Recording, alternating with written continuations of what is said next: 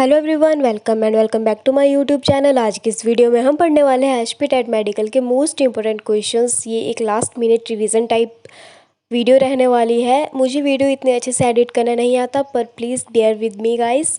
सो देखिए first question को, which component lack in human blood. तो ह्यूमन ब्लड में कौन सा घटक नहीं होता है? तो हमें पता है कैल्शियम होता है, आईजीए होता है, मैग्नीशियम होता है, लेकिन जो विटामिन डी है वो ह्यूमन ब्लड में नहीं पाया जाता। ये डायरेक्ट क्वेश्चन है एनसीईआरटी से।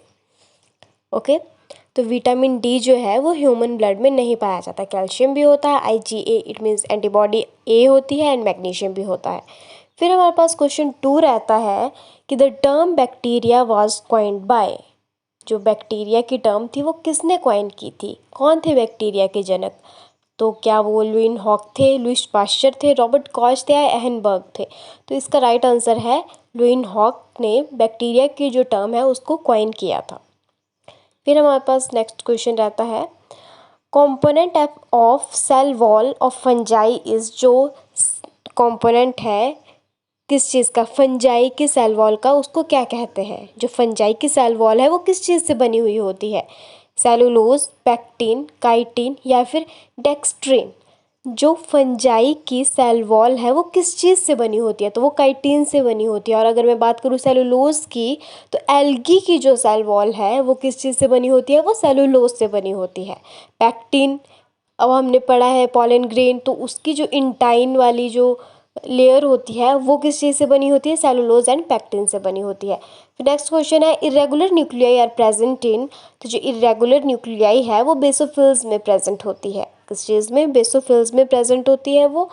और अगर मैं बात करूँ किस चीज़ की, न्यूट्रोफिल्स की, तो वो सबसे ज़्यादा नंबर में पाए जाते हैं।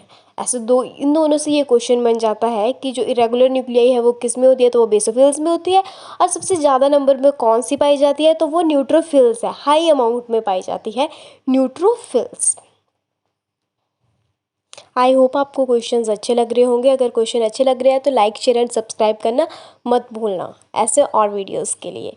फिर नेक्स्ट क्वेश्चन है, collagen fibres are characteristic feature of which tissue? Muscular, epithelial, connective and nervous. तो इसका राइट आंसर है कनेक्टिव टिश्यू। ये भी डायरेक्ट क्वेश्चन है एनसीईआरटी की बुक से, क्लास 11th। तो अगर आप एनसीईआरटी की बुक को अच्छे से पढ़ते हैं तो आपके मैक्सिमम क्वेश्चंस वहीं से आते हैं। मैक्सिमम या फिर मेजॉरिटी अगर मैं बात करूँ तो उसी बुक से पढ़ती है। नेक्स्ट क्वेश्चन है, plasmolysis will occur when the cell is placed in hypotonic solution, hypertonic solution, isotonic solution, none of this. तो इसका राइट आंसर है हाइपरटोनिक सॉल्यूशन। ये मोस्ट इंपोर्टेंट क्वेश्चन है, इसको भी आप अच्छे से ध्यान में रख लें। फिर नेक्स्ट क्वेश्चन है, cell membrane is semi permeable, permeable, selectively permeable या फिर इम्परमिएबल? तो इसका जो राइट आंसर है वो है semi permeable. Next question, most common monomer of carbohydrates is. जो कार्बोहाइड्रेट्स का सर्व सामान्य एकलक है। तो इसका राइट आंसर हमारे पास क्या है? ग्लूकोज।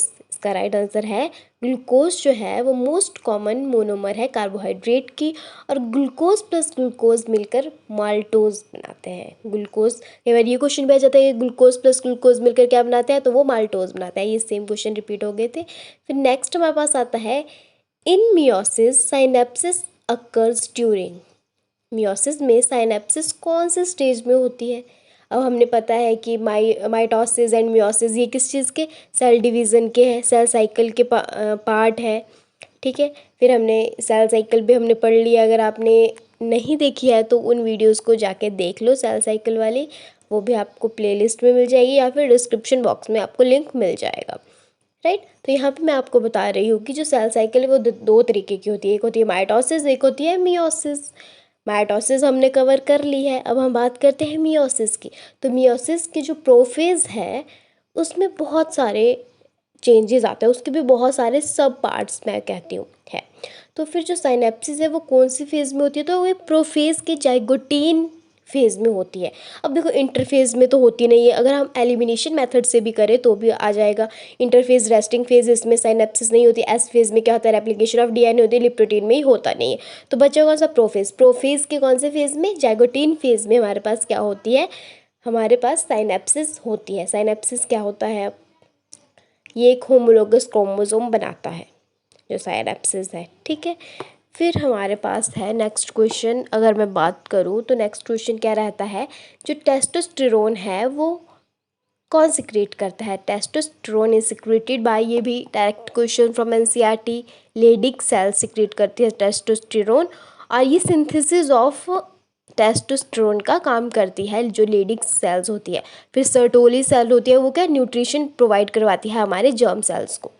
फिर नेक्स्ट क्वेश्चन है, at the time of implantation human embryo is called. आरोपण के समय मनुष्य का भ्रूण कहलाता है क्या। Embryo, blastocyst, zygote, foetus. तो इसका राइट आंसर है blastocyst. Next question, ovulation occur under the influence of luteinising hormone, oestrogen, follicle stimulating hormone मतलब एफएसएच, या फिर प्रोजेस्टेरोन। तो इसका सही आंसर है एलएच, ल्यूटिनाइजिंग हार्मोन। और ये कौन सिक्रेट करता है, ये पिट्यूटरी ग्लैंड सिक्रेट करता है। ओके, जिसको मास्टर ग्लैंड भी कहा जाता है। फिर एस्ट्रोजन और प्रोजेस्टेरोन जो है वो कौन सिक्रेट करता है, वो प्लासेंटा सिक्रेट करता है।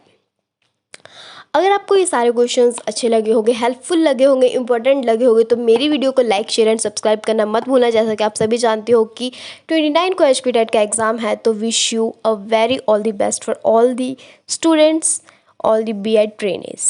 Thank you so much. Like, share and subscribe my YouTube channel. Bye bye everyone.